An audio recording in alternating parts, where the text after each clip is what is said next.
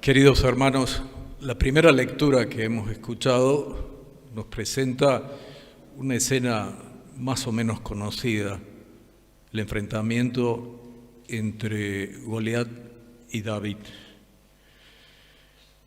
Pone de relieve la buena presencia de David, pero al mismo tiempo su relativa fragilidad. Y por otra parte, pone de manifiesto la fuerza, la actitud suficiente de su adversario, de Goliat. Es un enfrentamiento emblemático, porque David, en su debilidad, triunfa sobre la suficiencia de Goliat. Y el relato de todo el enfrentamiento es más prolongado. Aquí en la lectura hemos proclamado lo esencial de esa escena.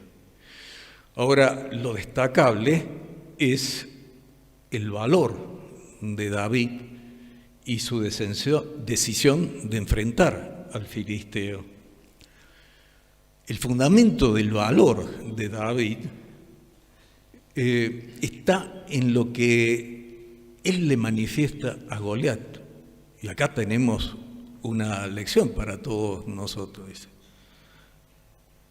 David le dice a su contrincante: vienes a mí con espada, lanza y jabalina. Las cosas en las cuales Goliat confía. Yo voy hacia ti en el nombre del Señor. Una enorme confianza basada en la seguridad de que el Señor lo va a asistir. Porque, como dice también David, esta es la guerra del Señor. Una enorme confianza. Ahí está la lección que esta escena nos deja. La victoria de David es total y es desde la mano del Señor. En el Evangelio que hemos proclamado vemos una escena complicada para Jesús por la oposición de los fariseos, que no solo lo vigilan, lo controlan, sino que hasta cierto punto lo acosan. En los evangelios que hemos ido leyendo en esta semana vemos continuamente esta actitud de los fariseos. Ahora, en la sinagoga está presente también un hombre enfermo, tiene la mano paralizada, y esto es una interpelación para Jesús. Él es el Mesías.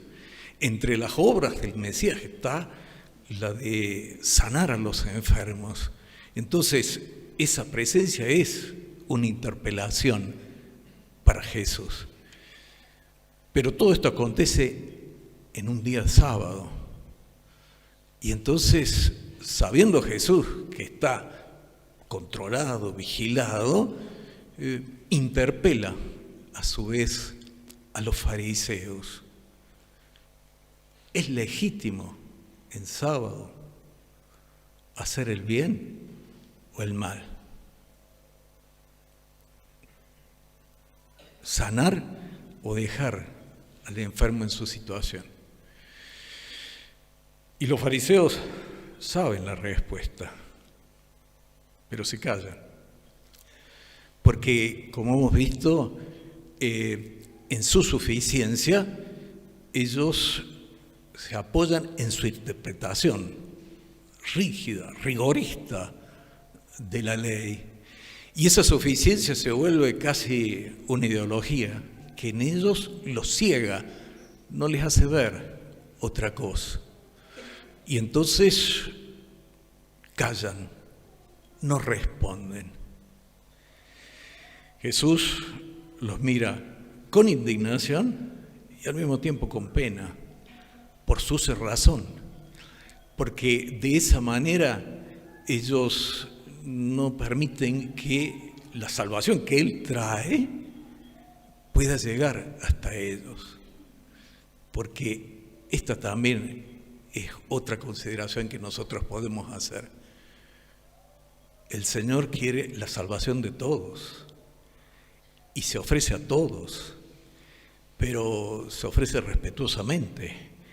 No entra a la fuerza en el corazón de cada uno.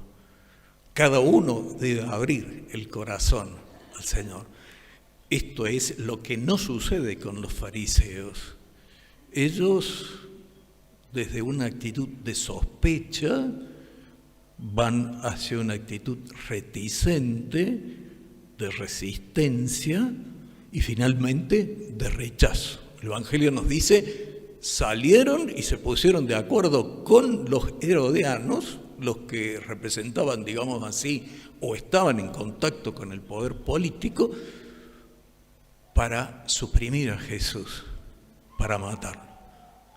Y entonces ahí vemos la actitud de indignación por una parte del Señor al ver esa actitud de cerrazón, por otro lado de pena, diciendo, teniendo una verdadera posibilidad, se cierran, se clausuran en su suficiencia, en su egoísmo. Sin embargo, el Señor no pierde ni por asomo su libertad. Él cura al hombre que está con la mano paralizada. El Señor lleva adelante su misión a pesar de esta dificultad. Y esa libertad de Jesús no es una libertad caprichosa, es una libertad para el bien. Y Jesús se muestra ahí fuerte. Es alguien que posee una auténtica fortaleza.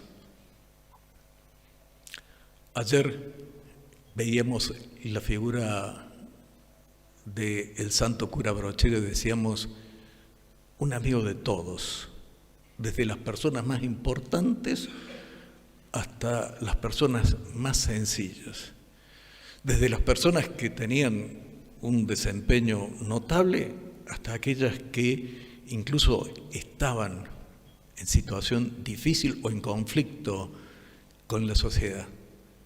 Él, amigo de todos, porque desde la amistad, él también era instrumento a través de los cuales la misericordia del Señor llegaba a los demás. ¿De qué modo? Dios lo sabe, pero ciertamente la amistad es un instrumento, un camino para que la gracia de Dios llegue al corazón de las personas. Y en eso se mostraba sumamente diligente el cura Brochero. Ahora, también firme en sus convicciones, coherente con ellas, un hombre de auténtica fortaleza. Y la fortaleza es una virtud de un corazón auténticamente humano, una virtud que predispone para las cosas difíciles, una virtud que se ejercita a través de actos sucesivos que van generando una disposición para no ceder ante las dificultades, para enfrentarlas decididamente. Pero es también una virtud que Dios infunde en el corazón y que hay que aceptar y secundar. Y esto en Brochero fue notable. Un hombre verdaderamente fuerte, un hombre de fortaleza. Y lo demostró ya prácticamente en el comienzo de su ministerio, cuando en la ciudad de Córdoba tuvo que asistir a los enfermos en la epidemia de cólera. Algunos historiadores señalan que ante ese mal, muchos abandonaron la ciudad, fueron a otros lugares, hacia el campo, hacia espacios más amplios.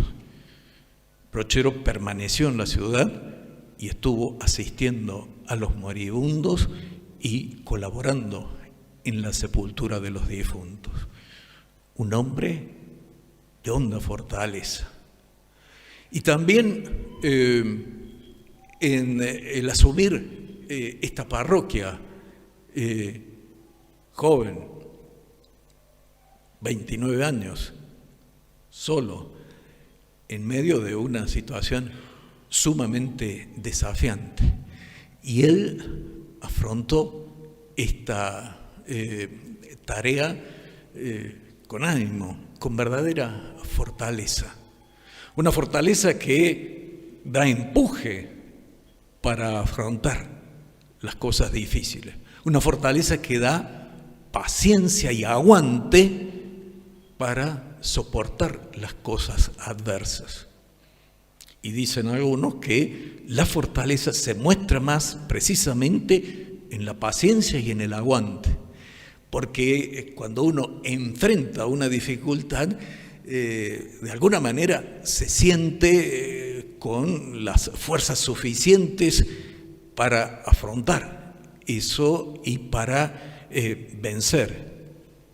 Mientras que cuando tiene que afrontar dificultades, no sabe la medida de la dificultad que lo acosa y la fuerza del corazón se muestra en la paciencia, en el aguante.